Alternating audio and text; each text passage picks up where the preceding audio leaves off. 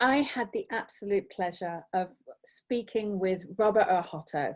This guy is a very dear friend of mine, but his history, his story, the battle with his parents, how he overcome his traumatic childhood to now be one of the leaders and pioneers in the spiritual community. It's amazing, and how manifestation can really help you. I can't tell you, it's an absolute pleasure for me to introduce to you Robert Ohotto. Robert, thank you so much for doing this. I'm so excited to just talk to you. Seriously, it's been too long. It really has. It has been too long. You're so lovely. I just want to grab you and hang out. Absolutely. We keep saying that we'll ski together, but we never do. It's crazy. I live in Aspen now. You better be up here. Okay, I'm coming. I'm coming. Absolutely. So I really want to say thank you for doing this, because you have got quite a remarkable story. And these In Search Of projects that I've been doing is really a springboard as to why people have found spirituality and what spirituality is to them. And so, I mean, you are a big speaker, you are a published author, best-selling author, you speak all over the world. Introduce yourself and tell us a little bit about your story, about how you got into this work. Okay. Well, I'm an intuitive. So that skill set for me is applied to many different lanes. So for example, I've done work with Fortune 500 companies in business strategy development. I've done work with people around trauma and people with addiction. I mean, it sort of runs the gamut. It's like point my antenna wherever it's needed, and I'll download and get into the hologram of someone's challenges and help them through that. That's kind of my main skill set. And then I have a forte with astrology, which is one of my intuitive tools that I love, as you know, that I oftentimes do a lot with. And, for me, coming into this work, it's so interesting. I would have never, ever conjured in my wildest dreams that I would be doing this with my life. It really was something that called me. And it began, though, I mean, it sort of starts in a very dark place. And I always like to share this with people, because I think a lot of people would look at someone like me or you and assume that, I was struck by lightning and somehow I became intuitive, or I just was born special. All these mythologies we have around these skill sets. And certainly for some people, a near-death experience is how they get sort of wired for it. But that's not how I came into it. So when I was growing up, I grew up in a home with two alcoholic parents. And addict parents, and I was very abused. So there's a lot of abuse going on in the family, and most notably very physically abused by my father. I mean, to the point where my life was under threat. I remember hiding in a closet because he was going to shoot me with a gun. So this was very, they'd get into their alcoholic rages and all sorts of crazy. And so from a very young age, I was very mindful of the environment, to where I would almost sort of push my energy out or my psyche out to kind of feel environments so I could see if I'd be safe. I think that the abuse created this sixth sense in myself where I was like, okay, is this a safe place? Now, add on to that, there's another layer of me being gay. And so that also was another thing that for me I was always out in the environment looking like, where is it safe to be myself? Are you going to judge me? Are you going to say I'm going to hell? Are you going to bully me? And so I had those things. And I'm from a generation of gay men where we were bullied, and it still happens now. But I mean, this was back when there was nowhere to be okay with it, like nowhere to be okay with who you were as a gay person. So I grew up with that also always kind of having me, once again, track the environment, like feel through fields. Is it safe here? Can I be myself here? So an interesting side effect of all of that was that I honed a very sharp psychic skill. And it was really this reading people, like reading environments, reading people. Now, back then, I would have never said that. I didn't really realize, in this language I'm using today, that was what was happening. But then I got into college. I mean, I went through high school. I came out very young. I went to college right away and came out of the closet and began my healing journey in a conscious way. And during that time of course I choose psychology as one of my majors. It's sort of the wounded healer pattern here, picking my collegiate studies. And as I was in psychology, I was getting a lot of good benefit from it. But I also felt just instinctively that a lot of what the psychological models were after was something that I somehow could tap into around people immediately. I could just know things about people. I could know why their patterns were there almost instantaneously. Now, when I was younger, around the time I was 20, I wasn't mature enough to really even understand some of the information I was getting, because you have to live life a bit to get, you know, that library of experience Yeah, of behind you. So you have books to open and go, course. oh, I see where this is, you know, what this is about, and have more of a sophisticated understanding of people. But it was there. And yet I felt that clinical psychology was the study of stats and rats, right? And it was missing the study of the soul. So Mm, I sort of felt like this is not answering fundamental questions I have. Why am I here? What is my yeah. purpose? What is my destiny? Why did I have these parents? Is there a design to this? Did my soul choose some of this? I mean, so I'm not finding any of this, obviously, in my collegiate studies or clinical Of course. psychology. So I ended up at the local metaphysical bookstore, you know, perchance, and began exploring there. And then I happened to befriend someone my freshman year in college who was very deep into esoteric studies, astrology, all this kind of stuff. And we kind of connected. And then one summer, he ended up teaching me tarot, the tarot Oh, deck. wow. Yeah. And so that was my first intuitive tool, was working with it. And he was very like old school Kabbalah, tarot, like where, you know, the real Yeah. origins of the tarot come from. And so I learned Kabbalah that summer. I mean, I was hooked, girl. I was like, I am in. And then I found myself more in the metaphysical bookstore than in college classes. So true story. So because I'm like, stats and rats, whatever, you know. And Yeah. what I have to be clear here, this wasn't just because I was curious about the workings of the universe. I was trying to heal myself. I was honestly trying to figure out why I was so effed up. And over time, I mean, healing started to come in piecemeal and started to come in bits and spurts and stuff. And then by the time I was 24 and left college, I was, having studied astrology for quite a while and all these other tools, I was starting to do readings. And my friends kind of coaxed me into it. They're like, you're so good at this. You really should do this Yeah. professionally.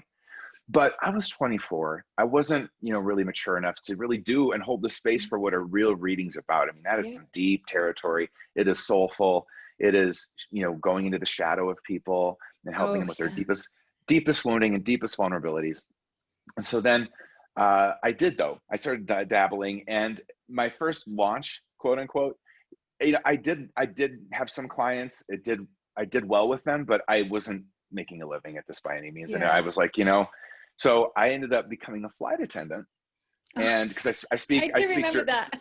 yeah, I speak French and German. So I got on these French routes, and then I got hired by American Airlines. And so what that gave me, though, was a steady income and a chance to keep healing and exploring this. Mm, So I never, ever let go of this passion for trying to understand and heal myself. And it continued up into my late 20s. And as I continued on this journey of self-healing and exploring myself, then the the intuitive skill began to get stronger and begin to come online again. So around 28, 29 years old, I started doing readings again. And at the same time, I kind of went from the West to the East, and this is 1998. So this is well before yoga studios, but I started to study yoga and yogic philosophy and Buddhism. yeah. So I hopped into that and loved it and found so much healing in that. And then I ended up also getting really hooked on the work of Carolyn Mace, who Yeah. was really deep into energy medicine. Mm, And I was living in Chicago at the time. And so that continued. And then I started doing readings and I started to get some traction. And then, as synchronicity and design would have it, I ended up becoming Carolyn Mace's friend. Like we I know, ended up and you just, still are. oh yeah, I know, we're still BFFs. And then that led to, over years, her really kind of launching my career. Like she said to Yeah. everyone, you've got to know this guy. He's really amazing. Mm, And you know, then I got picked up by Hay House and had a book published. And from there it just kind of continued to evolve. And nowadays I've left more of the readings and do more just teaching, because I yeah. really think that that's where I'm most useful at Yeah. this point in time with what I have to offer. It's really helping people, you know, in the bigger way, really read themselves, because everyone's psychic, everyone's intuitive. Yeah. We are. It's really, do you want to listen? For one, you know, sometimes we don't like what our intuition has to say, and that's really where we get blocked. And so I try to unblock people that way and guide them into what I would say is their optimal potential. And also just, you know, really, I've really learned, and it's still a lesson for me. For me, it really just comes down to loving yourself no matter what. I mean, we Definitely. say that all the time, but it really, what does that really mean in the grittiest street level? I mean, it Yeah. means being with yourself no matter what, no matter how bad you mess up, no, no matter what opportunity you feel like you've missed, you know, if you're not with yourself, you know, it's game over. You got to stay with Exactly. you, you know. So a lot Exactly. of my work centers around, yeah, and it's so, you know, as you know, I have so many branches and I'm so passionate, and I'm like a walking library of things to teach. But and so I try to teach people, you know, you know, how to best really listen to their intuition, what intuition really actually is versus the sort of the Hollywood version of it, and how to listen to that. And if they do, the payoff, you know, I Yeah. mean, it's just the payoff is huge. So that's a little intro Absolutely. to me. That's a little intro, but let's go back to your family, which is really where it all started. You said that you had alcoholic and abusive parents. What do you feel as though that taught you, that period of time? What do you feel that it really taught you, and how are you using it right now in your life as well? Well, you know, it's a lesson I had. There's so much that it taught me. And um, I want to share a story, actually, since you're a medium, you'll appreciate this story about my dad. Uh, he ended up committing suicide Right. eventually. And so, and he was, you know, in terms of the abuse, the more severe. My mother was at times literally like mommy dearest. She had Yeah. her own streak of, in particular, style of abuse. And I do want to say that my mother is now 30 years sober, and we have a Yeah. beautiful relationship. In Yeah, fact, she you works do. for me. So, you know, you can actually change, and people Yeah. change, and, you know, things grow, and you can heal relationships. I'm a testament to that. But my dad was, you know, he was a tougher challenge. He did get sober for 5 years, then he relapsed, and I had a sense. I always had a sense about him dying young. I just knew he wasn't Right. going to live real long. Yeah. And then he did. He took his own life. And as I got into adult relationships and started, you know, having relationships with people, I was in a partnership, and my partner at the time was so trustworthy, but I just couldn't trust him. I had such wired in fears of abandonment and fears of betrayal Mm, because I watched my parents cheat on each other. And a lot of that was where the abuse came from. Like they would just get right. into these crazy fits of abuse and drunken, you know, fighting. And so I really had a hard time trusting my now ex-partner, who's still one of my best friends. Right. But I remember going to bed one night so frustrated because I was doing all the self-help and doing all the books and trying to, you know, trust. And I just could not get my wires to do it. And my dad came to me in a dream state, his soul. And you know that energy is different. And I know you know this is a medium Yeah. because it's not like your subconscious spitting stuff out from the day, which is like you wake up like, what the hell was that? That was a crazy dream. But there's no sense to make of it. Don't even try. Mm, Versus someone's spirit really coming to you vibrationally in that space of dream state where you feel their love, you feel them. It's just this visceral 3D, multi-D experience, right?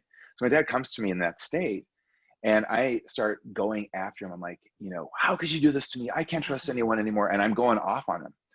And he looks at me and he's completely calm and he's got this countenance of just peace and love. And he looks at me and he goes, I want you to know something. Everything I did to you, I did for you. And in that moment, Wow. Lisa, this white peace washed over the whole, like we're in this room and this white peace washed over the room. And I remembered my contract, my soul contract with him. And what I got from that, and back to your question, was this sense of, I woke up, so I woke up, tears streaming down my face. That just make me cry Of again. course. And it wasn't that like him saying that immediately rewired me to trust people. It Hmm. didn't. I had to continue on my journey, but it gave me a true north.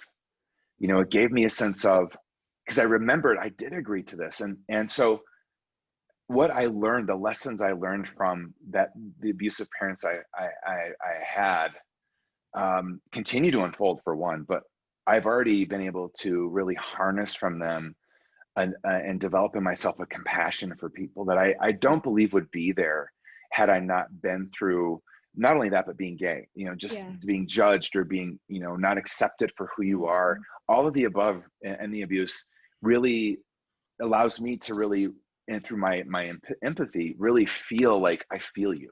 yeah. You know, I don't want to feel for you. That's your growth, but I do feel That's right. with you. You Yeah. know, I feel with you. And it's a really powerful thing. Do you believe that, I mean, we all come in with like a soul contract, and you're going to have many people saying, why did I sign up for this? Why did I sign up? What's your response to that? Uh, you know, I'll speak from what I've learned, and also the thousands of readings I've done and what I've seen, because a lot of now, you know, all these years later, as I'm literally approaching 50, which is crazy to say. I know you don't look it. Seriously. Thank you. You know, I was milking that compliment. That's okay. Milk it, Come honey, on. milk it. I'm gonna be 50. Yeah. But what I learned through all, you know, so far in my life is that the choices we make on a soul level are unique to everyone. So I can't give a formula that's going to answer everyone's why did I choose this, but I can say this. When we develop into our identities here in this dimension, we have this thing called the human ego, right? And I don't look at the ego as right or wrong, good or bad. It's just a facet of identity that we take on to be here. You know, I mean, you have to have one to be here. So this whole idea of getting rid of the ego, I think, is kind of really not helpful, because, you know, then who are you?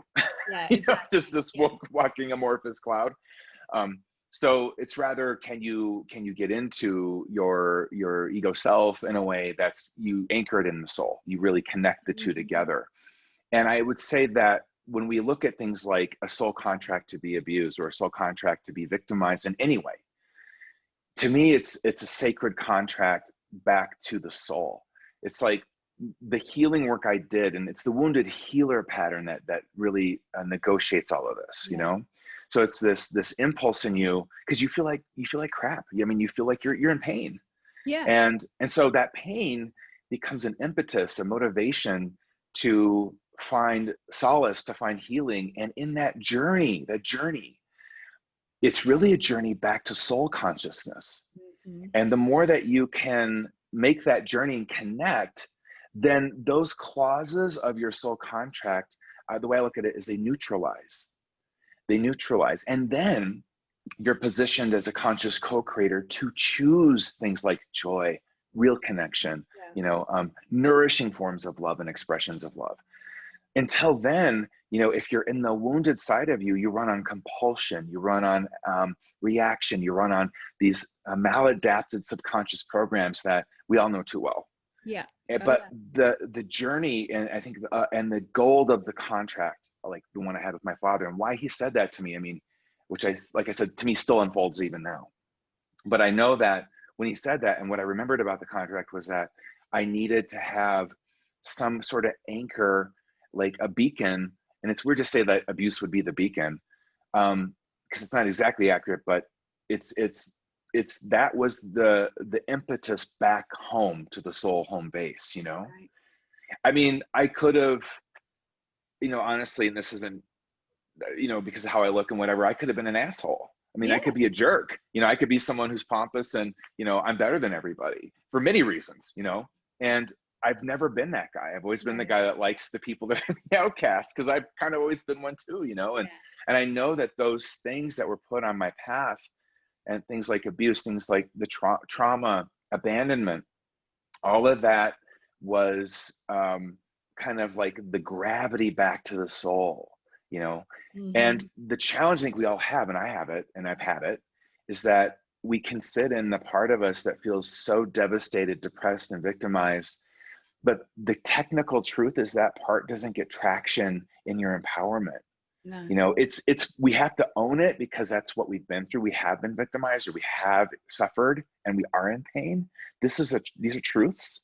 Yeah. But I always look at it this way: they don't have to define you. Let them inform you, but they don't have to define you. Because if they inform you, you're like, this is just direction back to compassion, love. You know, feeling all my feelings, letting them all be okay. All of me gets to be here. You know, the good, bad, and the ugly, you know, and if you get that going, your life lights up. I mean, and the people you draw to you are just so much more also accepting, you know, present, loving, you know, in the ways that are as unconditional as we can be as humans, unconditional, you know. So what you're saying is that you can stay in that victimization, or you can choose how you're going to navigate your way out of it, because it is a navigation, and we've all had those moments. I mean, I always say, anyone in this world, in the spiritual world, we haven't had an easy life. There has been something that has been a springboard that's brought us into this world, and whatever it is, we've all got a story, we've all got difficulties, and that doesn't mean that my difficulty is any more than yours, because it's all relative. We all Absolutely. have to live it. But what are the tools? Well, let's talk this. I mean, because I always say this, ask this question, 4 o'clock in the morning, between 2 and 4 o'clock in the morning are the darkest hours of someone's life. When they don't have support, they are spiraling, they're woken up because they don't feel good enough, or they've got this abusive pattern, or something is happening. What would be your first thing to say to somebody in that moment, to say, hey, it's going to be okay? Yeah. Well, my first thing to say to someone is, and this is just what's true, you're not getting through it alone. You need help. And I did not get here without a lot of help. And I know I won't go to my next potential without a lot of help. So just know being needy and needing help is actually your best friend, your best friend. So in that moment, I would say, let's remember you're enough. No matter what's happened to you, no matter what's going to happen to you. I always look at it this way. I call it soul esteem. You're enough just because you're here. Yeah. There's nothing else to do. There's nothing you can do to be more enough. There's nothing you can do to be less enough. You're enough. It's a mystical truth about you. It's your nature. You're enough. Now, do you feel like you're enough? That's another question. And we're going to get to that question, right? And that's where we need the help. We need the help of someone like, and just know this. I mean, because at 2 a.m, maybe there's no one you can reach out to. Maybe there's a hotline you can call. Maybe there's a really best friend that you do know that will be there for you, or someone that access whatever resources you can, but also know the spirit world is around you all the freaking time. And you just call it in. Like, to your guides, to your angels, I need help. Give me one step of empowerment. I'll walk it, just whatever it is. And maybe you wake up the next morning when you finally get to sleep, or maybe you don't even get to sleep, but the dawn comes and you're like, you know what? I need to get counseling. I need to get therapy. And there's so many, especially now that we're in this situation with COVID, many resources online. Take advantage of, try a few things out. I mean, I've done it all. At this point, I feel like I've done it all, right?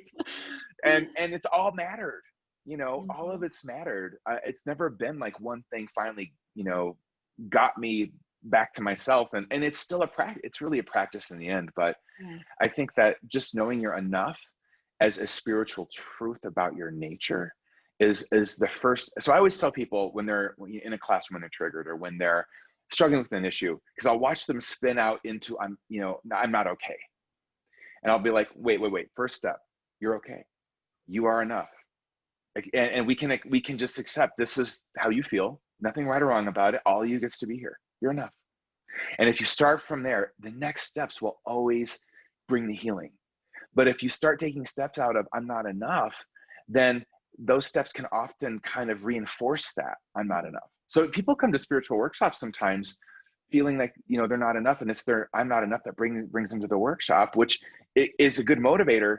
But if that teacher isn't holding the space of, hey, there's nothing to fix about you. It's just, we got to help you remember how enough you are. That's it. We're just going to help you remember that, rather than you got to do this to get to enough. That's right.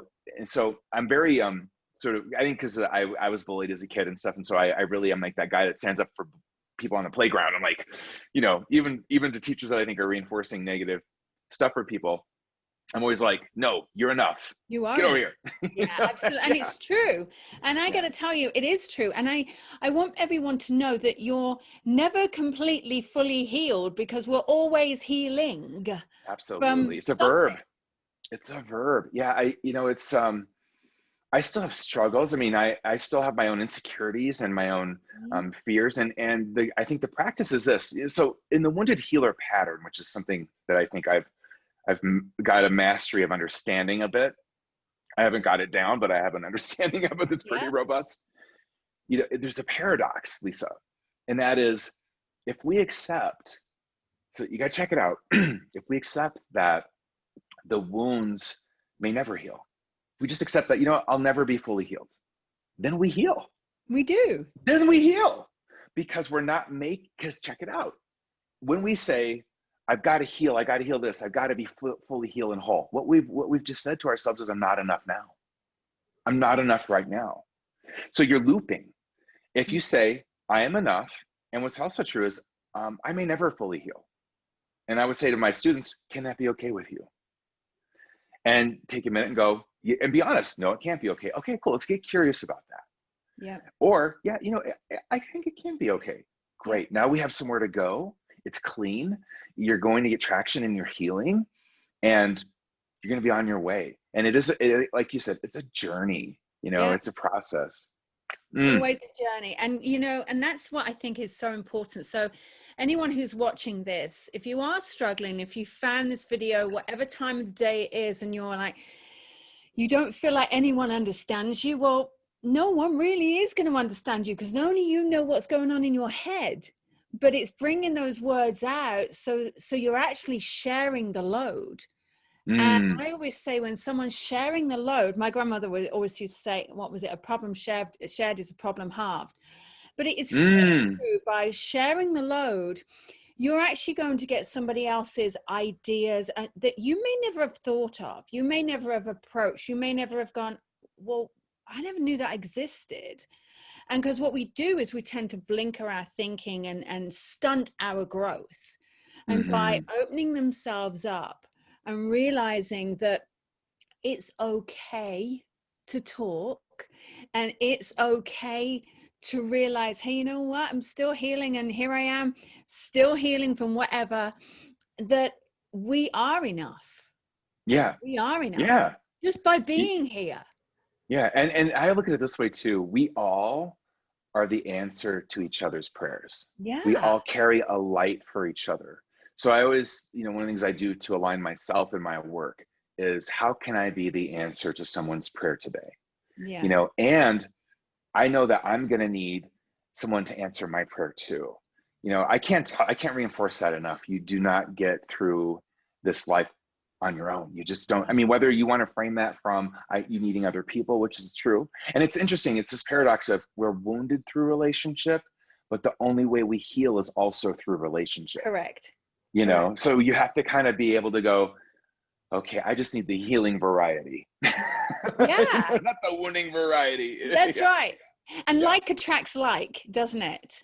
Yeah. And we attract the people. And it's funny, because you and I have been at these conferences, and people say to me, oh, I bet you hang out with this person. I'm like, no, you're always one, because we just you gravitate to the people you vibe with, that have got not necessarily the same message, because we all do something different, but have the same outlook.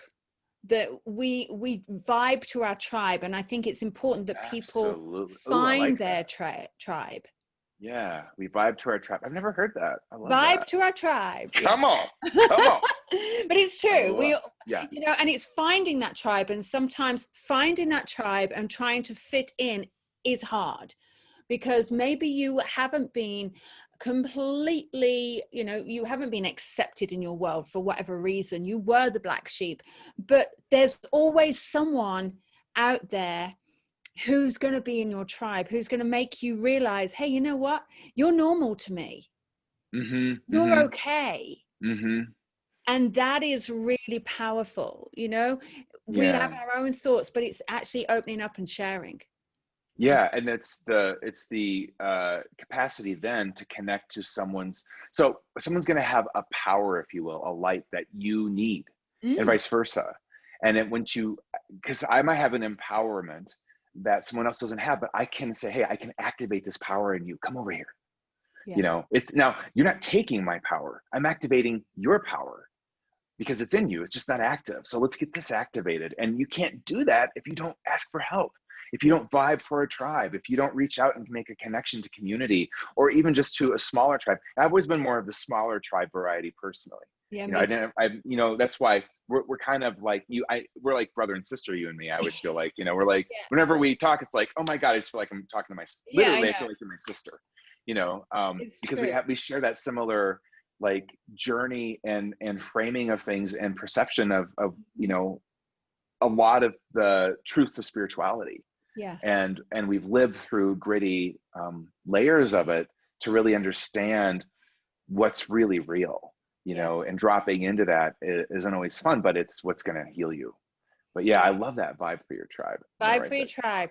But what's interesting is you said it right at the very beginning, where people look at us and they think that we've been given it on a silver platter and it's been easy. Yeah. But you are an absolute testament to show that you can get through it. You can live for another day.